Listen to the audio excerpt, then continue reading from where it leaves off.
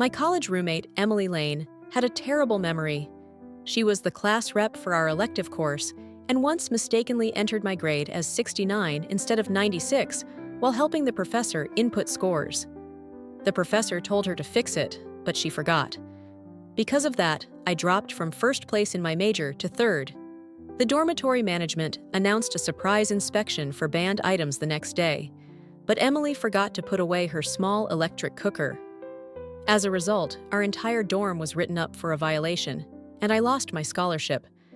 Later, she sneaked her drunk boyfriend into the dorm and then forgot to take him out.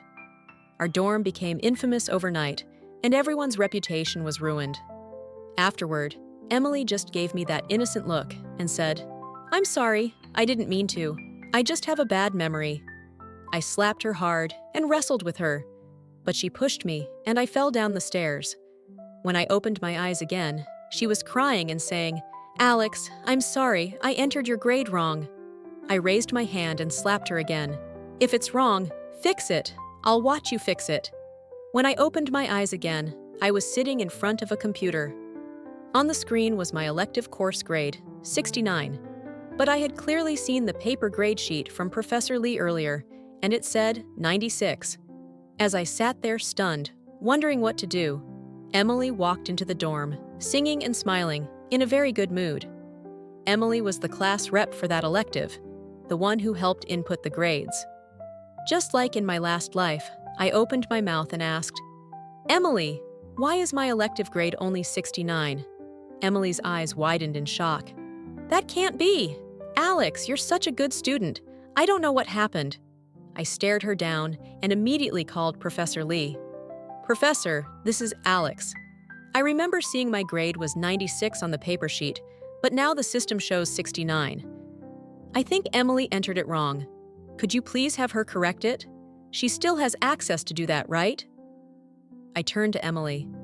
"Professor Lee said to fix it. Go fix it now." Emily looked at the grade sheet, then walked over, eyes watering. "Alex, I'm sorry. I really did enter it wrong."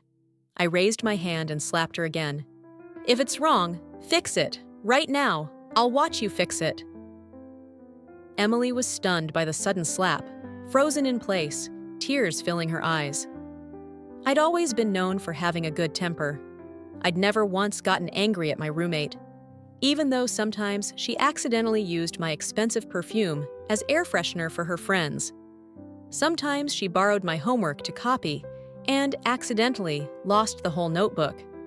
Sometimes she mistakenly took my umbrella, and I had to walk back to the dorm in the rain. I never got mad. In my previous life, I only gently reminded her to fix my grade, and she readily agreed. But when the deadline passed, she simply said she forgot. That mistake dropped my GPA and caused me to fall from first to third place in my major. Yet she never showed the slightest bit of guilt. When confronted, she only said, "I just have a bad memory." Right now, Emily Lane was covering her face and crying. Was it really necessary to get so angry? I just have a bad memory. I looked at your grade and forgot. That's why I entered it wrong. Looking at her ridiculous expression, I couldn't help but laugh. "Well then, Miss Bad Memory, I'm going to watch you fix it. What if you forget again?" Emily sniffled, wiped her nose with her lace-trimmed sleeve, and mumbled, "Alex, my laptop, it's still in the library. I'll go fix it there." I shook my head and smiled knowingly. "It's okay. Use mine." Then I pushed my laptop toward her and stared her down. Emily had no choice but to reluctantly log into the grading system and fix my score. Just as she was about to log out, I grabbed her wrist. "Hold on, your grade doesn't look right either, does it?" Emily suddenly panicked. "No, it's fine. I checked it so many times already. It's definitely correct." She quickly clicked to log out, shoved the laptop back to me, then rushed out of the dorm with her backpack in a panic. But I'd seen it clearly. She had entered 90 for herself, but her actual grade was 70. I immediately texted Professor Lee and explained what Emily had done. When Emily got back to the dorm, she threw her bag violently onto the floor and started cursing out loud. "I just have a bad memory. I helped that old woman by being class rep, and now I get yelled at? This is so unfair. Lillian Nguyen rushed over to comfort her. Emily, what's wrong? Emily sobbed. I just accidentally entered the wrong grade and Professor Lee yelled at me. Lillian immediately sided with her, criticizing Professor Lee. Emily stopped crying, stood up, and came straight at me. Alex, it's all your fault. You just had to call the professor and get me in trouble. Happy now? I chuckled. My grade was wrong. I reached out to the teacher to get it corrected. Isn't that the right thing to do? Realizing she had no good comeback, Emily started crying again. Why are you so mean? Lillian stepped in with a righteous look on her face. Alex, why are you being so harsh with her? So what if Emily made a mistake with your grade? You told her to fix it. That should have been enough. Why did you have to snitch to the professor and get her scolded? It was just a small mistake. You didn't have to make it such a big deal. After saying that, Lillian gave me a sharp glare, then pulled Emily Lane away. Emily, let's just ignore her. Just because she gets good grades, she thinks she's better than everyone. Right then, Trisha Harper walked in through the dorm door. Guys, you'd better check your grades. I just did and saw that I got an extra 10 points in the elective course. Lillian looked confused, but logged into the system and realized she had also received an extra 5 points. After a moment of silence, her face turned pale. Emily Lane, how many people did you mess up the grades for? Emily immediately panicked, her eyes darting around nervously. I think I just forgot. I didn't do it on purpose. Forgot? Lillian snapped. I think you did it on purpose. I actually believed I didn't study enough, but you nearly made me fail. I almost had to retake the course. Her voice grew louder, and her face turned red with anger. When it had only affected me, Lillian had been all calm and reasonable. But now that it involved her, her patience evaporated. If she hadn't found out, none of them would have even realized their grades were incorrect.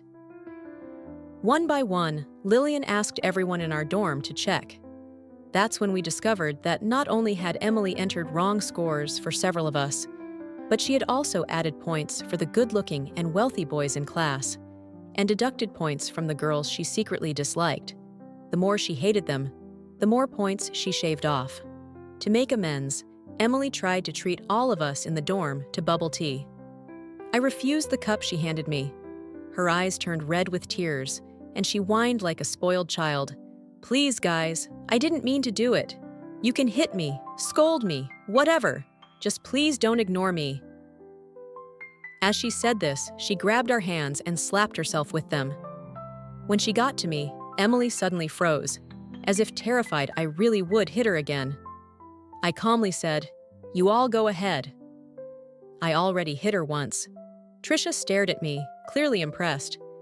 Alex, what's gotten into you today? You're so assertive. Lillian, on the other hand, sneered sarcastically. Was that really necessary? I'm not petty enough to slap a roommate over something this small. Seeing this, Emily quickly ran to Lillian. Lillian, you forgive me, right? Lillian sighed. We've lived together for a year. If she sincerely apologizes, I guess we can forgive her. After all, we're supposed to be an outstanding community. Emily's just spacey. Her head must have been somewhere else. She's not a bad person. I smiled faintly, but said nothing. Lillian and Trisha accepted the bubble tea from Emily. But the moment they took a sip, both of them got hit with a sugar overload. It was insanely sweet, almost painfully so. They checked the label on the cup and froze. Turns out, my roommate loves her drinks with 100% sugar. The entire dorm exploded with noise and laughter. Lillian snapped, Emily Lane, are you out of your mind? 100% sugar? I hate sweet stuff. Didn't I tell you? No sugar, Trisha added. Yeah, I don't like sweet drinks either. This level of sugar could kill someone. Emily burst into tears. I'm sorry, I remembered it wrong. I thought you two loved sweet drinks. I'm so stupid. My memory's really that bad. Whew. Because my score had just been corrected, I was now back at the top of the major rankings. As long as I didn't get penalized for any dorm violations, I would qualify for a first-class scholarship, $900. Just like in my previous life, the dorm manager posted a message in the group chat that day. Full campus room inspection tomorrow, from 9 a.m. to 12 p.m. The school had a strict policy. If any illegal electrical devices were found in the room, the entire dorm would be penalized, resulting in disqualification from scholarships and commendations. Last time, as soon as we left the dorm, Emily had placed a mini rice cooker right on the desk. When we came back and saw the inspection slip, it felt like the sky was collapsing on me. Because of that one act, I lost the third-class scholarship, $450, and my awards for Excellent Student and Outstanding Class Leader. This time, I refused to leave the dorm. Seeing this, Emily came over and asked, "Alex, why aren't you heading to class?" "I don't feel like it. You're not going either." Caught off guard, she looked away and muttered, "Well, I was just about to go." Before leaving, she deliberately placed the rice cooker on a chair, then shoved the chair under the desk. It wasn't out in the open, but anyone checking properly would still notice it. Once she left, I walked over and threw the rice cooker straight into the trash can in the hallway. That night, when we saw that our room hadn't received any violation notice, Emily stopped humming her song and panicked. She ran to confront the dorm manager. "Ma'am, I forgot to put away my rice cooker this morning. Why wasn't our dorm written up? You must have checked too carelessly." The dorm manager shook her head. "I didn't see any rice cooker, nothing to report." Emily dragged her all the way back to our room to recheck. She tore open every drawer and cabinet, but the rice cooker was nowhere to be found. My rice cooker. Where did it go? I clearly put it on the chair this morning. I calmly chimed in. "Emily, didn't you say your memory isn't so great? Maybe you never bought one in the first place?" Emily froze, hesitating. I did. I do have a rice cooker." She pulled out her online shopping history, but couldn't find any record of it. Of course she couldn't. That rice cooker wasn't hers to begin with. She had accidentally taken it home from our class potluck.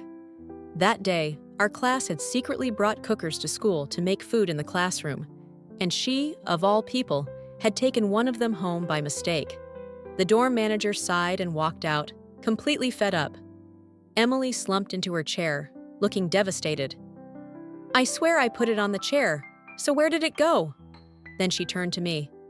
"Alex, you left the room late this morning. Did you see it?" I smiled gently. "Why would you leave it on the chair when you knew there was a dorm inspection today? Didn't Trisha remind us all right before you left?" Emily's eyes flickered with panic, clearly realizing she had been exposed. "Emily," I said, "Troy already reminded you, but you turned around and forgot again. You just casually left it there and forgot to put it away. If we get penalized, it means losing course credits, having to retake the class, and wasting both time and money. Are you going to take responsibility for all of us?" This time, even Lillian and Trisha didn't side with Emily anymore. They began criticizing her too. Because if we lost credits, we'd have to repeat the course, costing both money and time. Emily burst into tears and started a video call with her boyfriend. "My roommates yelled at me today. Hoo hoo hoo. It's all my fault. My memory is so terrible." A deep, warm voice came from the other end.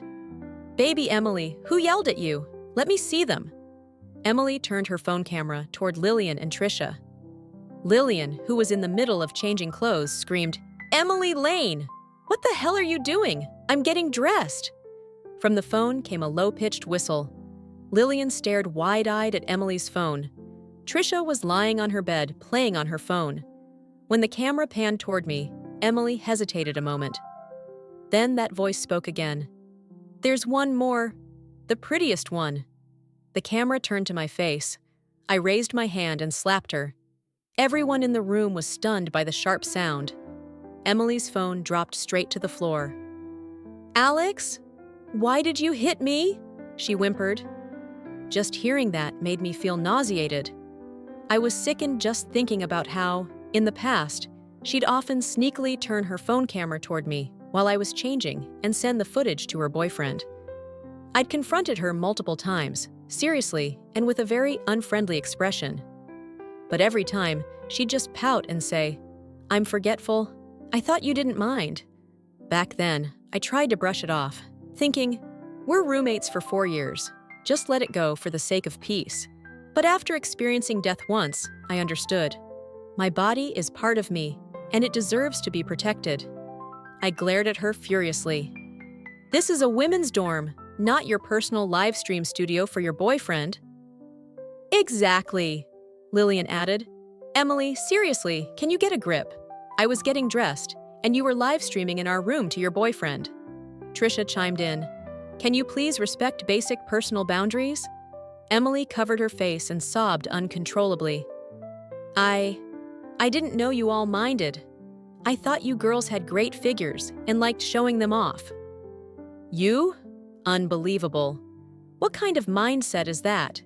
She actually thought we wanted to flaunt our bodies to her sleazy little boyfriend. I gave her another slap, without hesitation. Emily covered her face, stomping her feet like a toddler. Alex, I'm not talking to you anymore. You're evil. Hoo, you bully me. Her phone on the floor still echoed that same eerie, low voice. Emily. Hearing Emily Lane cry, I couldn't hold it in. I turned on some music and started singing along. What's the most groovy tune? What's the song that brings the most joy? Lillian and Trisha joined in, giggling and singing with me. Our whole dorm was filled with laughter and music. Emily clutched her phone and ran out of the room in tears. Not long after, I received a call. I picked up, and a deep male voice came through the line. Alex? The voice said. Did you bully Emily? Yes, I'm Alex, I replied flatly. And no, I didn't bully her. I sent you a friend request on WeChat. Accept it. I want to have a serious talk. What? Are you insane? Get lost. I hung up immediately. That was Zach Chen, Emily's so-called boyfriend. What a creep. He was dating Emily, but the moment he saw a pretty girl, he came running to ask for her WeChat. He had already tried to add me 10 times before. I rejected every single request. But then, he told Emily that I had been the one chasing him, begging to add him 10 times, and that he was the one who refused. Emily had gone berserk and accused me of trying to steal her boyfriend. When I shoved the evidence in her face, she immediately backpedaled. Zach only wanted to add you, she said, because he couldn't get a hold of me. That's all. Not adding him isn't a big deal anyway. Why are you making it such a thing? At 8 p.m. that night, Emily finally came back to the dorm, with a blanket in her arms. As soon as she stepped in, she carefully started folding it. Meanwhile, someone messaged in the class group chat. Oh my God! Someone took my blanket from the drying rack. What am I supposed to sleep with tonight? What blanket? Right then, I was flooded with a sense of justice. I was pretty sure Emily had accidentally taken someone else's blanket. It was blue with a floral pattern, the exact one she was folding. I walked over, snapped a photo, and posted it in the group chat. Emily, seeing me take the picture, cheerfully texted her boyfriend. This blanket is Silk Blend. Fancy, huh? When she saw me snapping another picture, she suddenly shrieked, Alex, what are you doing? I sighed dramatically. Emily, is this blanket even yours? Why did you randomly take someone else's stuff? Lillian chimed in. Someone in the class chat said their blanket's missing. I don't recall you putting one out to dry this morning. Trisha added, Exactly. You only have one blanket. Cornered, Emily snapped. I did put one out, I just forgot, that's all. Whatever, I'll go return it right now. She stormed off with the blanket. A few minutes later, she came back, holding a musty, moldy old rug. Look, Emily Lane insisted. This is the mat I hung out this morning. I just remembered wrong. I didn't mean anything by it. You all falsely accused me. You owe me an apology. We couldn't hold it in anymore. We burst out laughing. That mat? It was clearly a car floor mat. Seeing us laugh, Emily glared at us with eyes full of resentment. Right then, our homeroom teacher texted in the class group chat, Who took the mat from my car? My puppy peed on it. I didn't even get a chance to wash it yet. We were speechless. Seriously, this girl. Since the mat had dog pee on it, no one dared touch it anymore. Fine, let her sleep with it then. That night, Emily laid the mat out on her bed. She tossed and turned all night and couldn't sleep. Suddenly, she sat up and shouted, "Who peed on my bed? Oh no, I'm doomed!" No one even responded. She crept over to my bed and tried to flip my mattress to check. I snapped at her. "The smell is coming from your own bed. It drifted over here." "No way. I haven't wet the bed since I was 10. It must have been one of you." She pulled out her phone and was about to call her boyfriend to tattle, until she noticed the earlier message in the group chat. Only then did it click. It was dog urine. With an angry scowl, she grabbed the mat and chucked it straight off the balcony without another word. Poor teacher's puppy. I heard later it became depressed. It had lost its favorite pee spot. Soon after that, I received every certificate and award I had worked for. Outstanding student, 3 good merit student, and excellent class leader. Seeing this, Emily excitedly ran over to me. "Alex, Wadasi wants to see your certificates." She took them from me, then asked, "Can Wadasi borrow them for half a day? He wants to take pictures and post them on social media. It'll look so cool." In my past life, she had done something similar.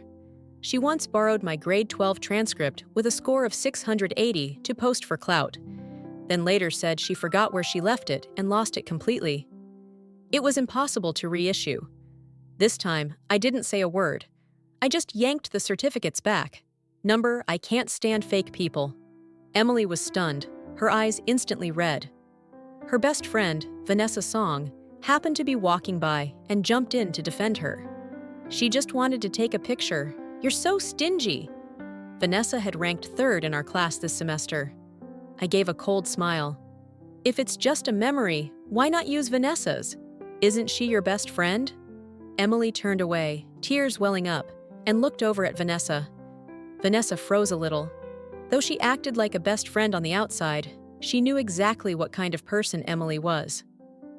"I only ranked 3rd, she mumbled.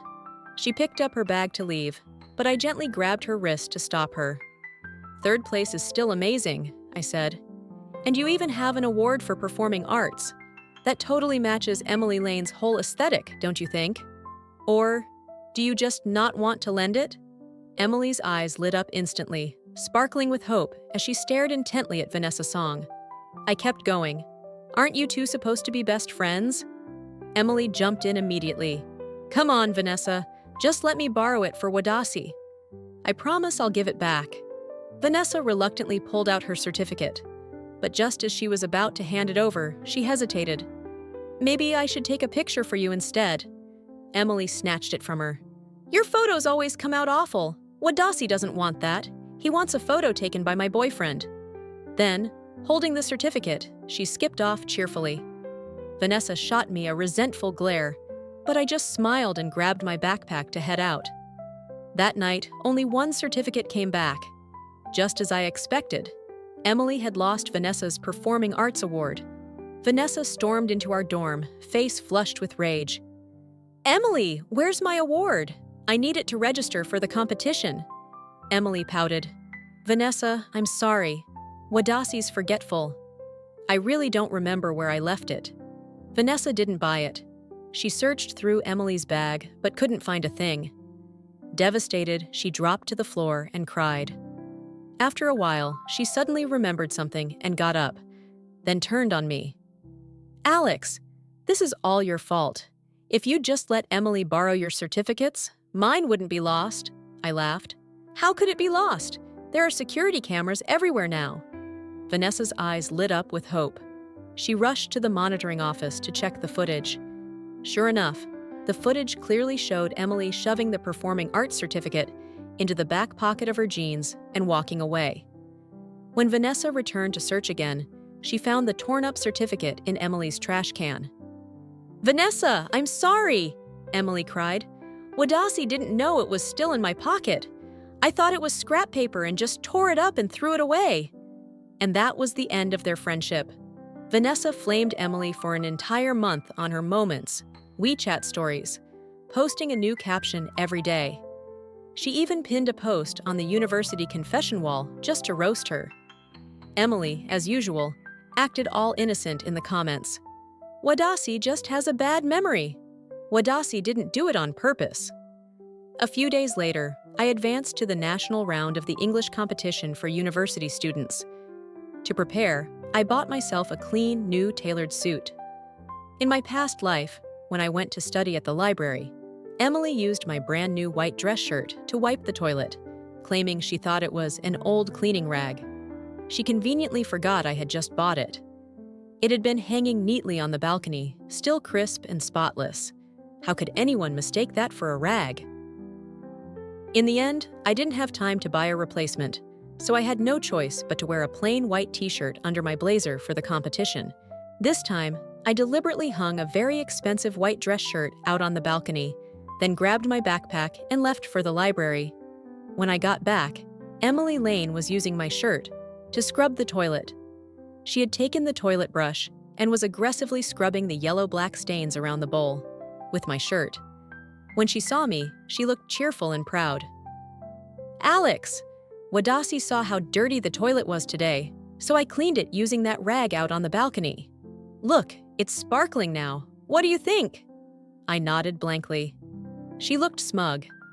I walked to the balcony and pretended to panic. "Emily, have you seen my white dress shirt? I have a major competition tomorrow. I need it." She shook her head. "Nope. Wadasi only saw some rag on the balcony." I stared at the shirt she had just been scrubbing the toilet with. Completely filthy. "That's my shirt." Emily's face didn't even flinch. "Oh, sorry, Alex. Wadasi didn't remember you bought a new shirt. I thought it was just a rag someone left out there. You have a competition tomorrow? Hope it doesn't mess things up for you." I sat down calmly while she kept humming and dancing. Then, I sent her a photo of the online order receipt. It was a shirt worth over $700. Emily's face went pale with panic. "Alex, that shirt was that expensive?" She was so scared, she started crying. But soon after, who knows who told her this trick? She gritted her teeth and blamed me. She said it was my fault for letting the shirt fall on the floor, that she thought it was a rag. She played it off like she was just being clean and responsible. Trying to keep her cool, she turned the blame around. "I didn't know. You should have been more careful." I didn't get angry. I just pulled out a short video.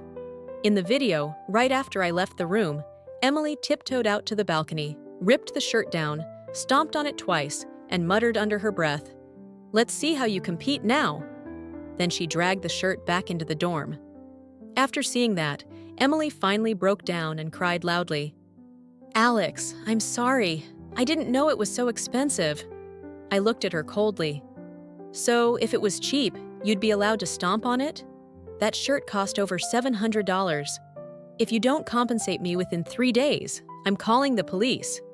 Her eyes were red, but I saw a flash of hatred buried in them. The next day, I wore a backup outfit to the competition and won first place. When I got back, I overheard her calling Zach Chen to borrow money. "I've spent so much money on you, and now you won't even lend me $1,000? "Baby," Zach replied in that familiar soft tone, "I don't have cash right now. But I do know a way to make quick money. Want to try it?" "What way?" "Just take a picture of your shoulder looking bruised, then show it to your parents and say someone hit you. They'll send you money." Emily ended up borrowing $1,500 online at a high interest rate. She gave me $700 for the shirt and used the other $700 to buy a birthday gift for Zach. Over the next few days, they were constantly on the phone, Zach's voice always gentle. "Baby?" Then came Zach's birthday. Emily went out drinking with him. In my past life, that very night, she brought a drunk Zach Chen back into our dorm. That night, I invited Lillian Nguyen and Trisha Harper out for dinner. We stayed out late, and just before curfew, I told them to head back to the dorm first. I had planned it all. I deliberately filmed a short video of the three of us eating, laughing, and singing on the way home. In the video, we opened our dorm door and were immediately hit with the heavy stench of alcohol. On Emily Lane's bed, someone was lying down, wrapped tightly in a blanket. You couldn't tell who it was unless you looked very closely. In my previous life, it was that very same night, after we'd all fallen asleep, that Emily had snuck Zach Chen into our dorm, wrapped in a blanket. At the time, I'd casually asked, "Emily, did you drink?" She casually replied, "Yeah, it was Zach's birthday today. I drank a little because we were celebrating." Lillian asked, "Why didn't you turn on the lights?" "No need," Emily said. "I'm changing and going straight to bed. You guys should sleep early too." A little while later, we heard her soft moans from the bed, but none of us paid attention. We all just went to sleep. The next morning, we woke up to find Zach Chen standing in the middle of our dorm room, shirtless, completely exposed. His eyes swept across each of us, with a disgusting smirk plastered on his face. Trisha let out a terrified scream. Students from neighboring rooms rushed over to see what was happening, and only then did everyone realize there was a man in our all-girls dorm.